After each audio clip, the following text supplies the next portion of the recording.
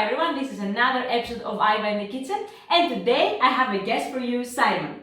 Simon is a German friend of mine, and he has the best chili con carne recipe I've ever tried. He uses a secret ingredient, which is dark chocolate. So, he's gonna show us what we need for our recipe. The floor is yours, Simon. Cool, thank you. Hello guys.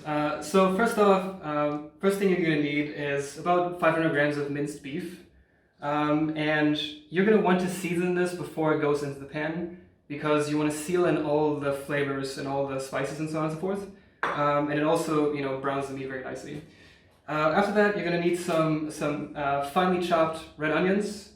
This is only for the garnish. Those are chopped green onions. We'll come to that later. 2 or 3 freshly chopped tomatoes, and then you're going to need kidney beans. Show these. You're going to need some tomato paste, 2 cans of tinned tomatoes essentially, some dissolved beef stock, and if you want to make it real spicy, that's up to you. Some freshly chopped chilies as well. And then let me just go quickly through all the spices. You're going to need some rock salt, regular salt will also do. You're going to need some cumin. You're going to need some chili flakes. Some garlic powder, some paprika powder, and if you want to, you can also sprinkle in a little bit of thyme, maybe also oregano, it's up to you, and some freshly cracked black pepper. That's pretty much it. And as we always say, the price for all this we paid about 60 zloty. We will put the acquisition in euros and dollars, which is for about how many servings, Simon? That's about 3 or 4, I would say. 3 or 4? 3 or 4 people. So perfect. So we will go and start with our meat. So let's season our meat first. Alright.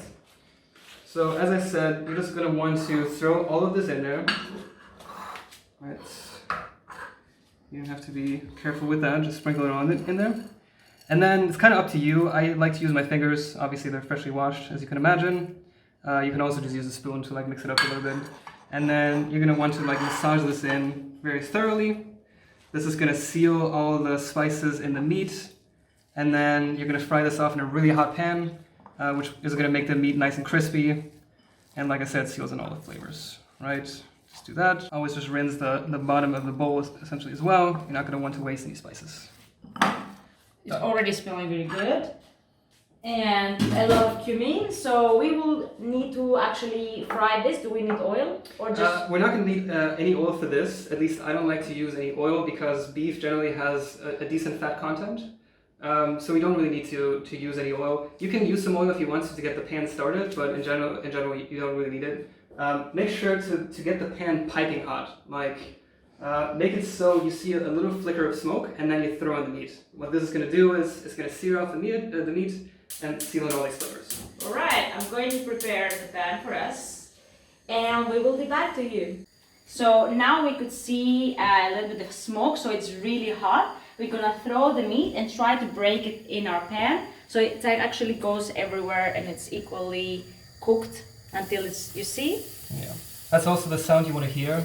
It needs to be a nice hissing sound, otherwise the pan is not hot enough. I always like to break up the meat a little bit so it fries evenly. And when I throw it in the pan, because if you have a big lump, it's not going to fry the same everywhere. Just speed this up a little bit. And then you can break it up with the spoon easy. Yeah. Right. We want to make it as golden brown. We don't want to entirely cook it, but we want just to give it a saute taste.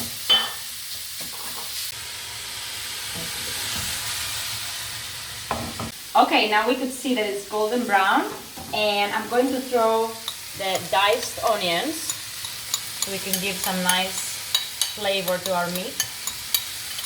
And mix this up. These really just need maybe a minute. You just want to get them a little translucent. That's pretty much it. And you kind of shake. He is the actual master of chili con carne. You could see how confident he is. It's my signature dish, you could say, right? Yeah, it's your signature dish, 100%. When I think of Simon, I think of chili con carne. And a messy kitchen and him cooking, yeah, that's what I right. do. That's how I like it. Okay, now we take the tomato paste and we put 2 or 3 teaspoons. We just want to cover our meat. Okay, I give it a nice stir. Cover all of it. And the first part is done. So we are ready with our meat, and now we're putting on low heat our pot, and we're going to take this in. Spoon it in. See how nice and brown that got? Yeah, Nice delicious. and juicy. Let's go in the pot. Essentially, it's almost like cook the meat. So what we need, we just wanna simmer our sauce so it's thick and nice. All right, and then we add our broth. For this broth, we just added 1 glass of water, and we used this broth. But you know, like if you have already fresh one, I guess you can also use a fresh one. You don't need to get the cubes.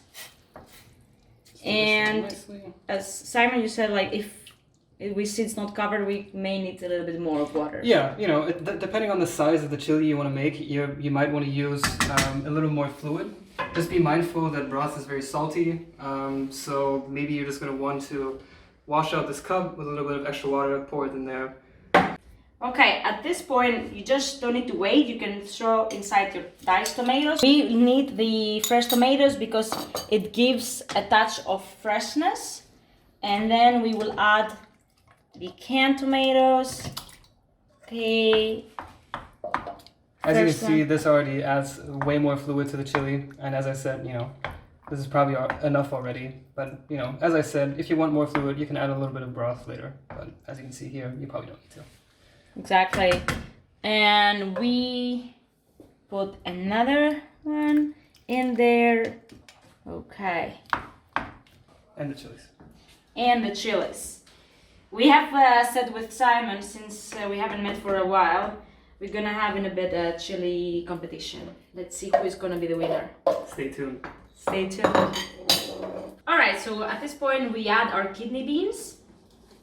Here, nice. So Simon, how do we serve this? So, you know, I usually like to serve mine without any sides. Because it's already pretty substantial, as you could see, you know, based on the ingredients. But you could also just serve it with nacho chips if you wanted to, maybe with like a taco shell. You can also serve it over white rice. That usually goes pretty well. And I personally like to garnish it with a little bit of chopped green onions, scallions, and a little bit of cilantro. And if you want to take the heat out of it, you can add like a dollop of sour cream, mix that in as well. Anything goes, essentially. I've seen people, you know, sprinkle a little bit of lime juice as well for some extra acidity, but you know, it's whatever you want to do.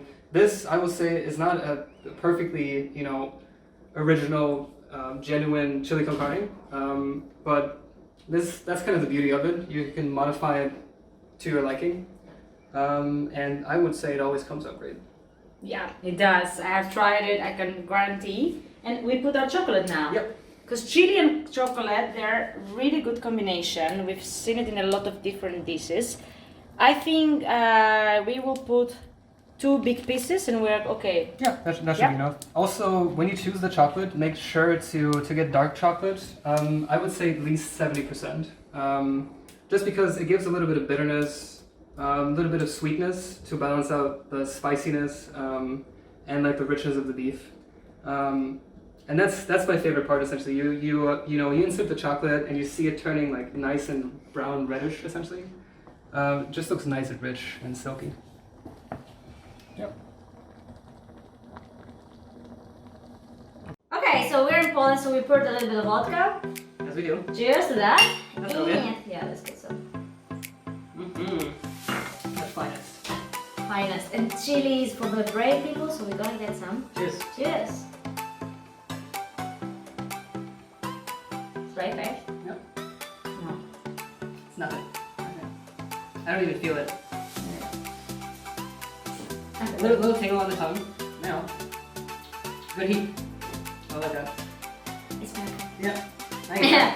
Oh, okay, it's okay, it's nothing bad. She's just blushing, you know, because we haven't seen each other in so long. Yeah, I'm just sorry.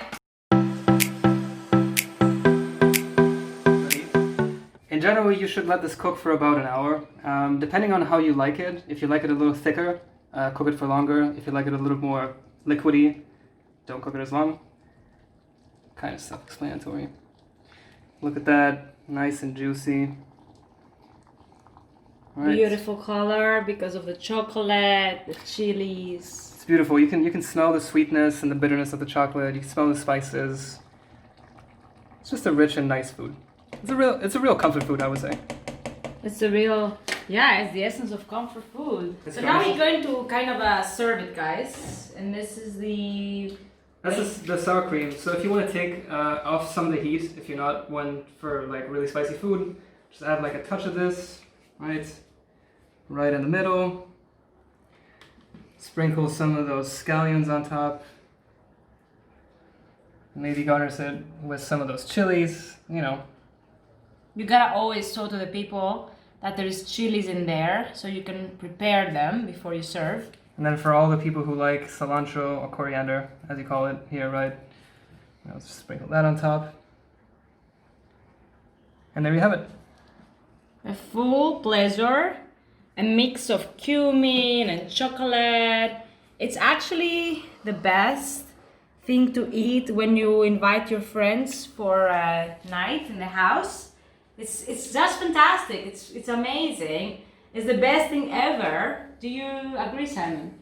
Yes. Yeah, that is good. So if you like this, subscribe here, give it a thumbs up, and continue visiting our videos. Thank you. See ya.